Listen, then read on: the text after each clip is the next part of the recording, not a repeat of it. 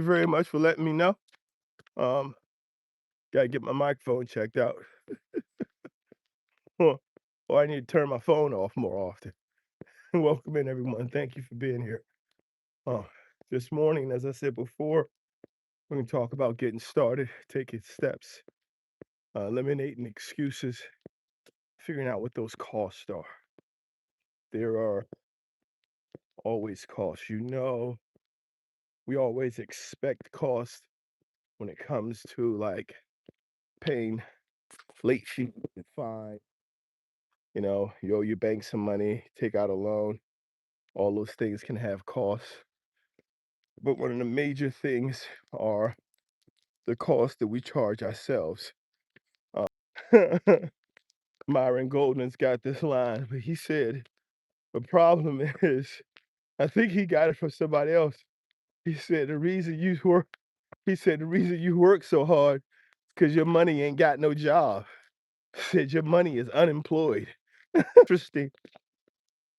It's interesting every level of the army that you go into, they keep raising. So they've changed the military. Some say for the better, some say not so much so. You just have to understand most of the physical challenges that they put you through for the military, because you've seen fat people in the army, right? We've seen fat people in the armed forces. We've seen overweight, out of shape people in the armed forces. We've seen them on the police forces. A lot of the things that they put you through physically are not necessarily because you need that particular physical skill to do what they're going to ask you to do. A lot of the things that you're put through physically when you're training for a security force or for the military is to see what you're mentally capable of doing.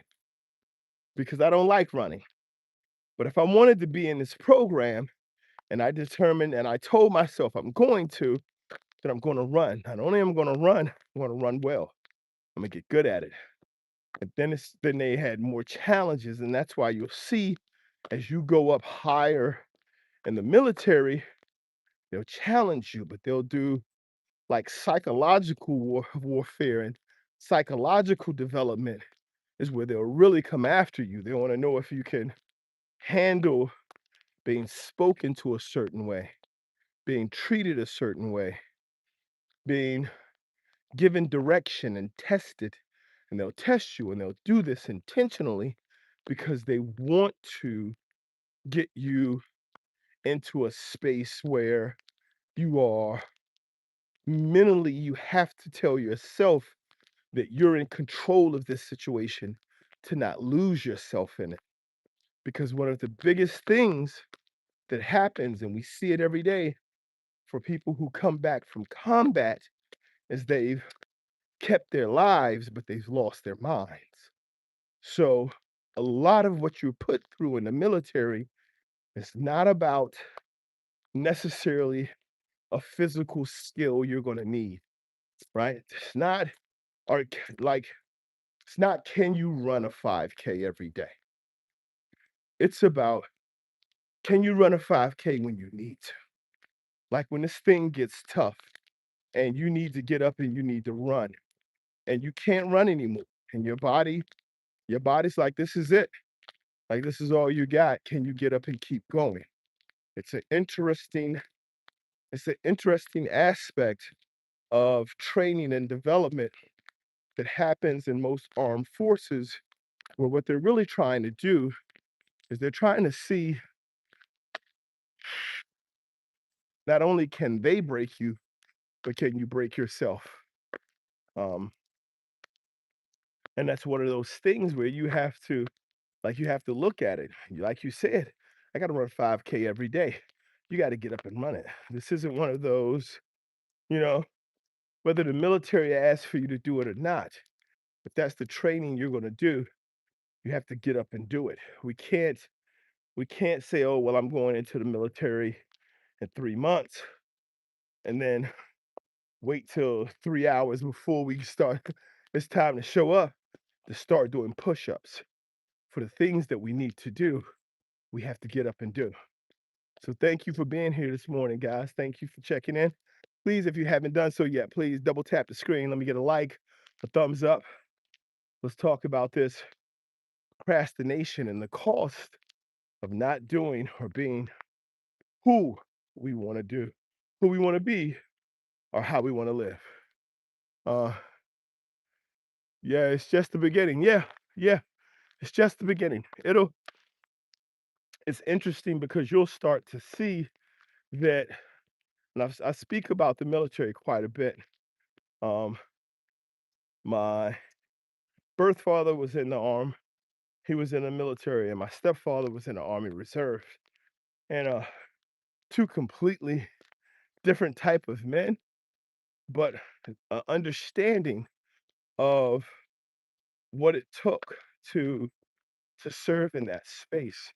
And one of the things that were really interesting and that I discovered for myself as a child is watching this process. There is a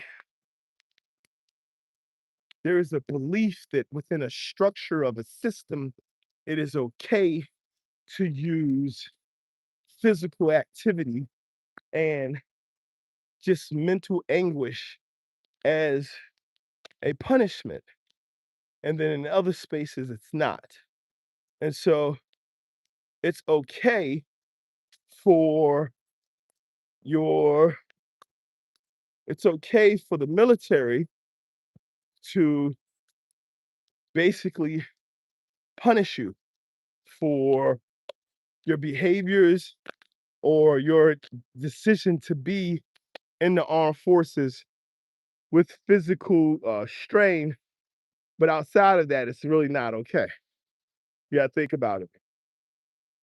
A little lamp, you can see it's snowing, guys.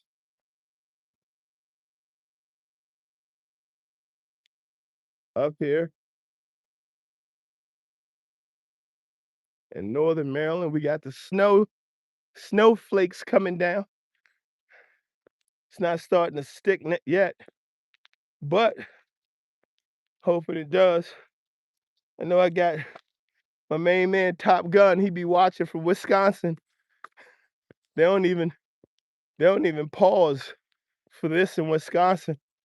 They get this type of stuff in Wisconsin. They be like, they still outside with like shorts on. They're like, oh no, it's just a little snow, it's just some flurries. Man, I ain't a big fan of cold either, people. I'm y'all telling me to run. I don't like running or cold. Y'all gonna have me out here. I did a cold run the other day though, as a mental challenge. But yeah, man, we can't procrastinate, man. We can't keep waiting. We can't keep waiting for things to take place without a willingness on our part to kind of make these things happen. We got to make decisions, especially, dude, with your money. Man, don't play with your money. Like, those fees build up so fast. Like, you find yourself behind the eight ball. Like, you know, you got to take the toll road to work. Man, get one of them toll things, dude. Cost you less. Stop complaining about the fact that you got to pay tolls. That's just costing you more money. Man, I hate I got to pay this. Huh? Yeah, I ain't a fan of it either. But there we go. Like, become, become, grow yourself until you become a politician and then take the tolls down. You be all about taking down them tolls till they start talking about you getting the cut. You be like, that's all right. So we get a we get what 1.3 million cars a day coming through here. You can get yourself a dime. What? I get a dime, I get 10% on 1.3 million daily. Yeah, let's figure something out. Let's keep these toll roads open. Let's not change that. Ah, we have to be involved in making decisions. I'm sorry, guys. I'm trying to. We have to be involved in making decisions in our own lives that are going to keep us from being in debt to ourselves, right? Politicians behind Donald Trump also need motivation from you. Man, it's interesting because when it comes to politicians, I used to believe that they were principled and that they took office for a reason, for a position, to achieve something, to make a statement, bring about change, and to truly motivate the populace and to grow humanity, to inspire humanity. And I looked at them and I'm like, man, it's just like preachers, right? No, no one politician is in a place to do anything. It's us, right? Like when we talk about, when I talk about being involved in your own life, like being a part of removing fees and discounting the cost of you living your life, not procrastinating, taking action so that you can be ready, so that you're making decisions, you're informed, you're taking steps and moving forward at a pace and in a way that you would like to in your life.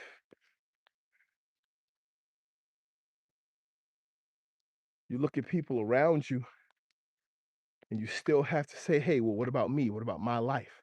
I have to take steps for me. And then we start looking at politicians and pastors and community leaders, and we start falling into groups behind these people. And we start falling into line and accepting life and our future, our our dedication, direction, and information from these people.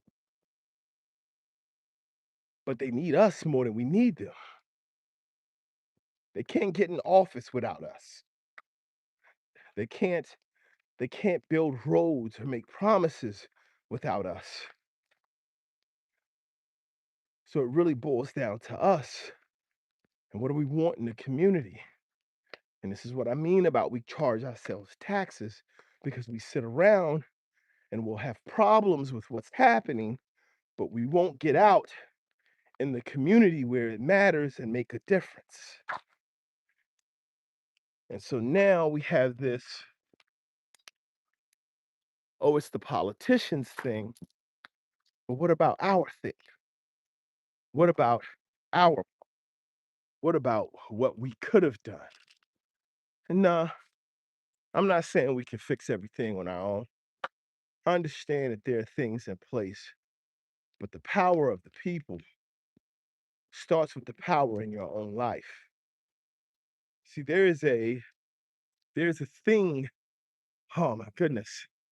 There's this thing about being able to separate people while bringing them together that's like freaking magic, right? There is a about tariffs. I'll get to that in a second. I just want to make this quick point. The easiest way to separate people is tell them that they're a part of a group. That's the easiest way for someone to separate you from other people, is to convince you that you're in a group with a select set of people. Because as soon as they convince you that you're in that group, everything that you're focused on, or they want you focused on, is, oh, you're a part of this group. You need to be strong because you're in this group. You need to be powerful because then you're in this group. you're a man, you're black, you're a woman, you're white, you're you're a Protestant, you're a Catholic, you're a Jew, you're a Roman, you're like everything. You're a Christian. No, you're a Baptist, you're a Southern Pentecostal because they want you in this group. And we as humans want to be a part of things. We want to be in groups. We want to be, there's comfort. There's comfort amongst humans in being in things, being a part of things. And so when they try to put us into groups, it's the fastest way to separate us because they say you're a part of this group. People who are part of the other group, it's because they don't really understand. It's because they don't know. You don't want to be in that group. That group is bad. That group doesn't know. That group is the that not and the biggest thing is when they say that group is the reason your group can't do what it wants to do. Left-handed people are the reason right-handed people gotta drink out of mugs backwards. Or is it right-handed people are the reason left-handed people gotta drink out of mugs backwards? They don't make no left-hand mugs. Man, if you don't, you know that guy on The Simpsons he makes the leftorium or whatever he calls it, where everything there is made for left-handed people. When people start putting us into groups, it is intentionally designed to separate us by making us feel like we belong, right? It's the attempt to say, hey, you belong in this group, which is so much better. It's so much different from this group. You need to focus on being in that group. You need to focus on how to enjoy that group, how to grow that group. And it's a separation thing. And so and when I talk about politics, politics are just it's one of the deepest ways to create divides in in a person's life because it's the thing that says, hey, you're a part of this group. This group and this belief system and this thought process is more important than the person who gave birth to you. It's more important than the person that you share blood with. It's more important than the person who looks like you and who nourished you and nurtured you and cherished you. This group is more important. So don't talk to them because they're a part of this group. It's been years. I have I have some older siblings, right? And one of my older brothers, who I love to talk to, grew up um, in the 60s, 50s, and 60s in the United States. I grew up in the 70s. I was born 1972. There were some things that were taught to us. So you have to understand when people start talking about stuff was years and years ago. You have to understand that for a lot of people, you didn't grow up on your music, you grew up on your mama's music. You didn't grow up on your pain, you grew up on your parents' pain. Your children aren't being raised in their pain, they're being raised in yours. And the stuff you haven't gotten over, the things you haven't gotten past. And how this plays in these groups is that for a long time, my brother was taught you're a part of a certain group. Because you're a part of this group, you have to act this way. You have to be this way. You're viewed this way. This is who you are because you're in that group. This is who you are because this is how this group is defined. And then you have to defend it. You have to stand up for it. You have to fight for it. And he was given that cause and that purpose and that mandate to fight for this group. And that's what he does. Even when, even when there's really no fight to be had. It's like, dude, what are you fighting for? What are you gaining? What are you fighting for right now? It is a bit chilly. Thank you. It's a crazy world. We're in two different groups right now. Way to go, nature.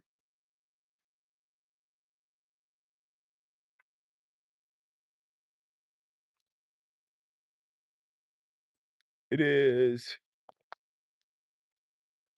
it is a it's a great morning out here, people. I'm out here, got some snow going on out here. If you guys can see it. Snow falling. Good morning, welcome in. Mohammed. I'm out here on my walk to talk. Enjoy my morning, man. Getting my peace, getting my mind right, getting my sense together.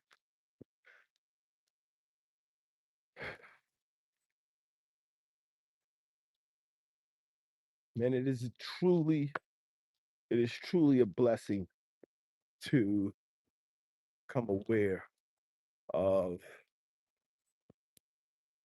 just what's capable, what's possible for myself. This year has been a challenging one, and as we draw to a close to it, I've been thinking back over my last year and where I've grown, how I've grown, the ways I've seen growth. And it's really interesting because for a lot of people, they don't see, we don't calculate growth in ourselves. We usually calculate growth in money, like how much more money did I make this year? Things like that. And there's this other aspect of earning and growing that requires for us more often to make a change in our mindset to impact our behaviors than anything. And this year, my mindset has has changed, and mentally, I feel like I've truly grown and been blessed to do so. Kansas, what's that? KS? That's Kansas, right? Just a dusting. Listen, a dusting of snow in Kansas is like a winter storm here in Maryland. You have a nice day too. Being able to look back on my year, I've seen moments where I should have been taking action. I should have been taking steps. I should have been getting things done, and I didn't. And then I look back and I look at the cost of it. I look at the fee. What's the tax on it? What is the way that it's impacted where I said I wanted to be, what I wanted to do, how I wanted to achieve? And this realization is helping me understand in a much broader perspective what I'm sharing this morning about the fees that we charge ourselves when we do not take action and we do not take ownership of our own lives, our own direction, and we pass it off to others, and we make excuses, and we end up falling further behind and losing sight of our goal and losing ground in our growth. I'm a believer that the world is always changing. And one of the big things that people have problem with isn't change, it's growth. We've come to accept that things are changing, but we've become resistant to growth. We've become resistant to wanting to learn so that we can continue to evolve and mature with any of the change that happens. And we want it to be about how painful this thing has become to us because everything is changing. There's no reason for it to change. It was fine. It wasn't. It wasn't fine. The world has to move forward, and we'll either move forward with it or be run over by it. But we have to take note of how our excuses and procrastination sets us behind, how it slows us down, how we try to pass off these things that are being done as someone trying to take advantage of us. No, sir, Muhammad, I am not. The only constant is change. Correct. Growth. We have to be growing, right? Anything that's not growing is dying. It's you're not living, you're dying. That's how it works, right? You get to the top of the hill. When you stop going up, you're going down. It might be going down really, really, really slow, and it feels like you're not. Dude, in order to stay level, right? And when you're going up, you get to a certain height. In order to stay level, the plane must still be trying to climb. If the plane stops trying to climb, it's descending. We have to keep growing, man. We have to keep pushing. We have to keep pushing ourselves. We have to stop giving ourselves outs and excuses. We have to stop finding reasons to not be the thing or the people or the person that we say we want to be. We got to get up in the morning. I'm encouraging you today, as always, to get up and focus on being that, on continuing to become that, on knowing that your growth and your development towards that end is constant.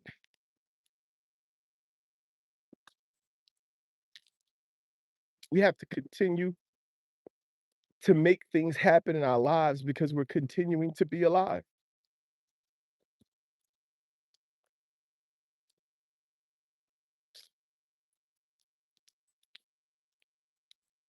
Again, guys, thank you for being here.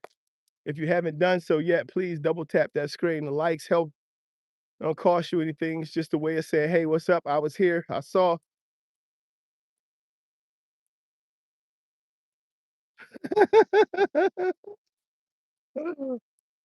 It's very interesting. Um, Narcotics or smoking or drugs, whatever you call it, in almost every culture in history, as you research, were used as a way of getting closer to God, of opening one's senses up to communicate with God. That's why there would be burning of incense and of flowers and all types of different ways of worship, because there is this separation of there's this thing about quieting the physical to open up the spiritual, to open your mind, to open your consciousness. And so it's crazy that it was so normal in in the genesis of our species to consume in such a way as to maintain a spiritual awareness and balance. And it's so frowned upon today. It's like, oh no, you're you're a druggie. But there's someone who put their mind to changing that. I don't know who. I can't put my finger on exactly who, but someone decided, this country decided, because marijuana used to literally, the reason it was referred to as weed is it used to grow wild in the United States. It just came up. We used to farm it. And then it became a matter of, oh, well, you know, we don't really want to do this. This is a bad thing. I can't remember the exact group, man. I got to go home and study on this some more so I can share the story with you guys. But there was a change, not in what the flower did, but in how the populace, someone in the population wanted to report it. Someone wanted to refer to it. It didn't have a value in a way they wanted it to. It may have been, I'm not sure if it was during the Dust Bowl and it was because it was a crop that could grow when other crops couldn't, I'm not sure what it was. But at some point, they decided to say it's a bad thing, right? People used to walk around with it in their pockets. People used to just grow it, just walk around with it, just pick the flower up, just smoke it. Um, Same thing with the coca leaf. And then we get involved and we decide to say, well, that's a bad thing. And things start to change. It starts to become different. I mention this because things don't get the way they are by accident. It takes time and effort. Someone or some group of someone's have to decide, hey, this is how I want it to be.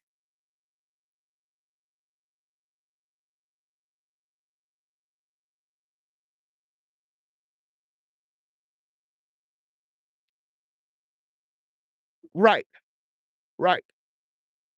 Absolutely normalize. I see what you're saying. But we've normalized or we've made these things very we've made these things bad because someone else has told us they're bad, right? Things that are acceptable and unacceptable in terms of, good Lord, my phone, my little gimbal just gave out on me in the middle of me talking. Yeah, it's chilly out. It's a little snow. We are, we have a sense of who we are and what we do and how we live based off of what people before us have decided they wanted the world to look like. It's our time. We're here now. There are things happening. As I said before, growth is consistent, right? Change is always happening. So we need to be growing. And so now we're old enough, right? Children have to follow these specifics, right? We are old enough as adults to start to challenge the things that people say to us, right? You got kids, one of the worst questions, the questions you get most when you have kids is why? Listen, stop asking me why, but that's an important question. Kids will continue to ask why, but why? Why? Why is it that way? Why? It's an important question because when you start answering why for yourself, you start putting behaviors and actions into your life. Why are these things happening? Why am I behaving this way? Why am I engaged? Why am I not motivated? Why? Why do I feel this way? Do I feel this way because this is the way I feel? Or do I feel this way because I've been taught to feel this way? Do I speak this way because this is the way I speak? Or do I speak this way because this is all I know? This is what I've been taught. Why do I appreciate the things I appreciate? Because they truly have value, or because I've grown up in a space where I've been taught that these are the things that have value?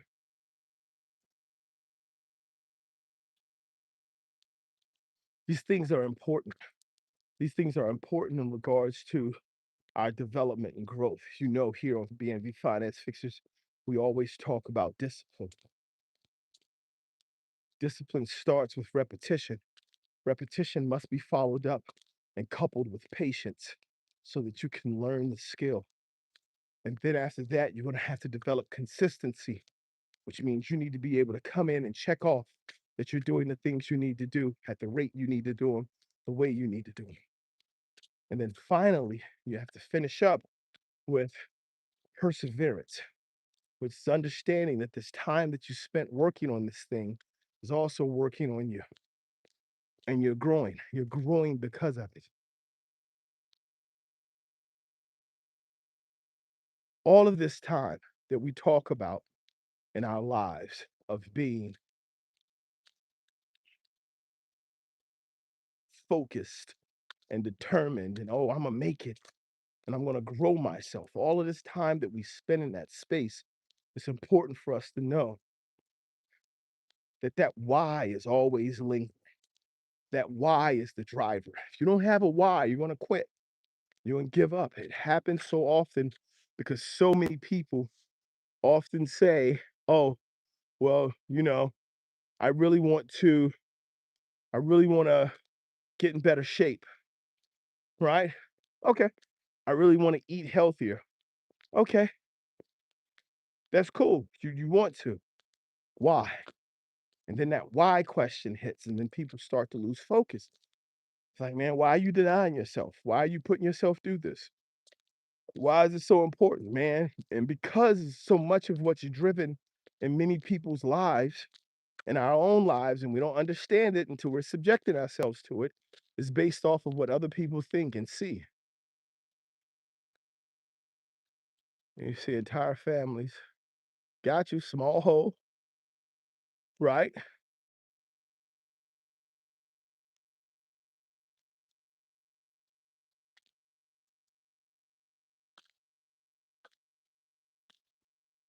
Right. But I'm not talking about, and that's the thing is we've gotten to the point where we believe that our life or our why, right, has to be driven by correlation to someone else's situation, right? I'm not a big fan of be grateful for what you have because there are people in the world who have less. There are. There are also people in the world who have more. So what we're allowed to do, I just want to make sure I'm understanding this correctly. I'm allowed to look down to teach myself to be grateful for where I am. Am I allowed to look up, to aspire to be more? Right?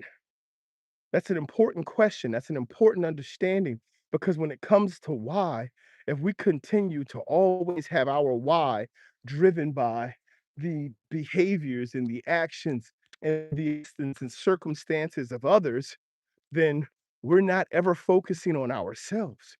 We're constantly comparing ourselves and looking at what other people have, how other people think, how other people see us. And then we're constantly making changes in our behaviors and our thoughts and our actions to please these other people's views. I don't want anybody looking at me like that. Why not? They do already. We have to start to take action for the things we want. You want to be rich? Go be rich.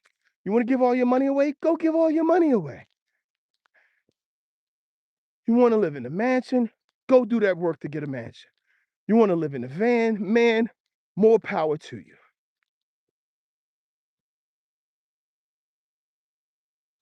You have to understand your why. We have to start to understand ourselves. We have to look at what do I want?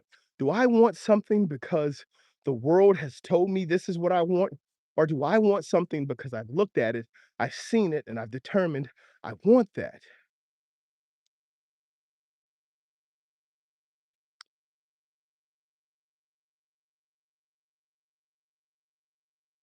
True. You want to we want to compare ourselves to the best version of ourselves, right? One of the things that I say, and it's difficult, especially, and this is what I'll give to you, the person who spoke about other countries, uh, and 3 generations living under one roof. This is the thing that I wanna share with you. It's the thing I share with my son. When people are talented at something, when they're gifted at something, they stop working at it, and then they become average. Because that thing that's not hard for them, they keep doing well in comparison to those who are testing versus doing well in comparison to how good they could actually be doing.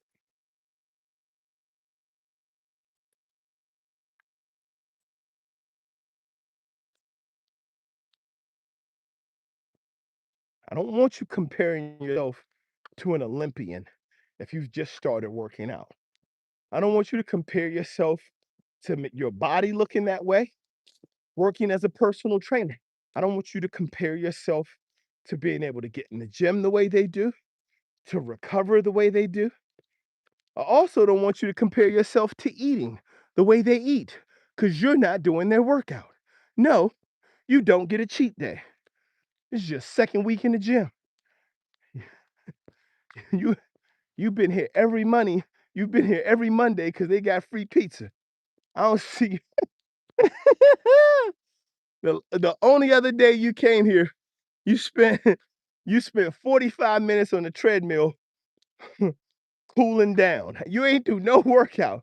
How you cool down for 45 minutes? It's not fair for you to compare yourself in that way. Compare yourself to the best version of you. I spent 45 minutes on a treadmill because in the last 15 years of my life, I haven't walked consistently for 45 minutes anywhere. Stand up, I walk to my car, I sit down, I drive to the subway station, I stand up, find a seat on the subway station. That's the only place I get exercise is when I run to the subway car to make sure I can sit for the 35 minutes I got to ride till I get on a bus where I sit down again. It is snowing.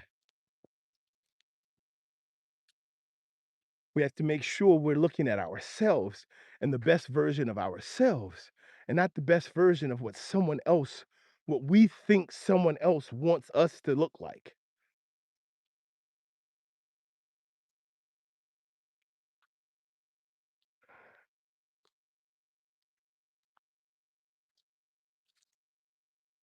Best version of you. That's all you can do. That's all you can do is keep comparing yourself to the best version of you and pushing yourself, challenging yourself, developing yourself, growing yourself. This is what I'm saying. This is what discipline does. It's not motivation. It's not the rah rah. It's not the hype. It's not the man. Everything. So many places are built on the motivation and the hype to get you pumped up. Let's party and let's pay out. And we need to do it in our own life. We need to be able to understand I have to get up in the morning and I have to speak to me and I have to understand that I have something I said I want to do and it ain't going to happen unless I do it.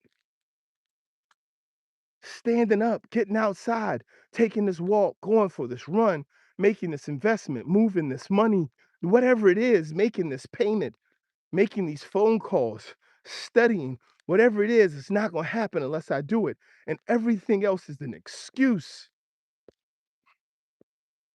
And I'm not doing it because I want somebody else to see how I'm doing it. I'm doing it because it's the thing I want to do. This whole thing that's out disappear for 6 months. Focus, work hard, come back stronger than you've ever been before. Come on, man. Come on, man. That's just somebody trying to tell you, dude, focus on what you're doing. You want to get it in straight language? Focus.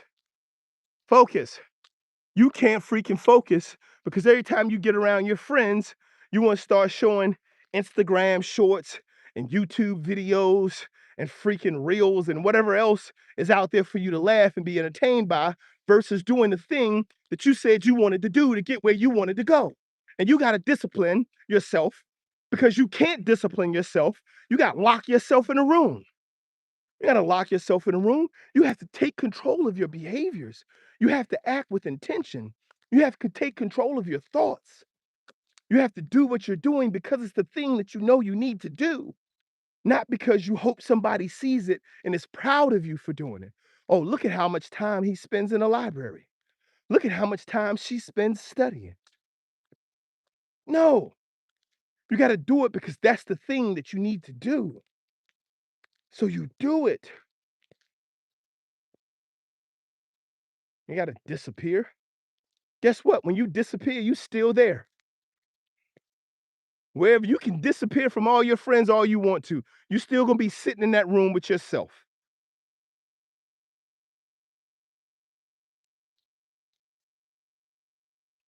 I'm glad y'all here this morning. I'm glad I'm able to share. These are lessons that I had to share with myself. I told you guys, it's been a tough year for me. I had to get up. Hey man, you can't run away from you. Everything happening in your life, just so you know, everything happening in your life is happening in your life. It's the whole world around you, but everything happening in your life is happening in your life. You got to get up and participate. You got to be a part of it. I'm glad I was able to share this morning. Thank you for being here and being a part.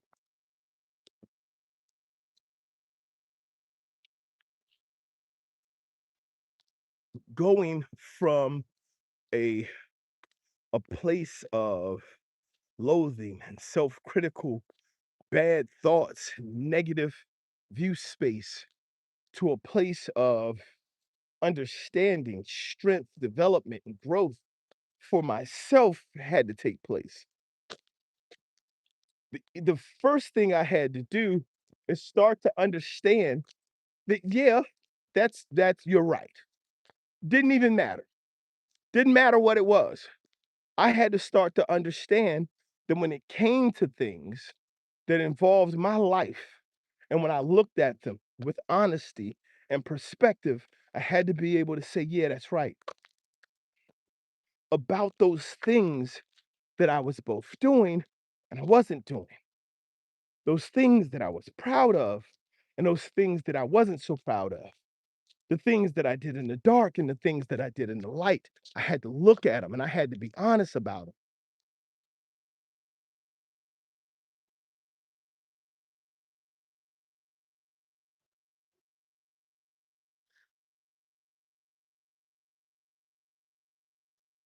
Right, bruh. I'm here, Rocco. I hear you. Say 6 months turn into 3 years. Quick. Happens fast. Thank you very much for the sub. I appreciate that. The thing that I had to understand and the thing that had to make a significant change in my life is I had to understand that I needed to be disciplined, that motivation was weak. I found myself motivated by anger. How many of us are motivated by anger, motivated by hate, motivated by I'll prove you wrong, I'll show you. And so we get up, we're still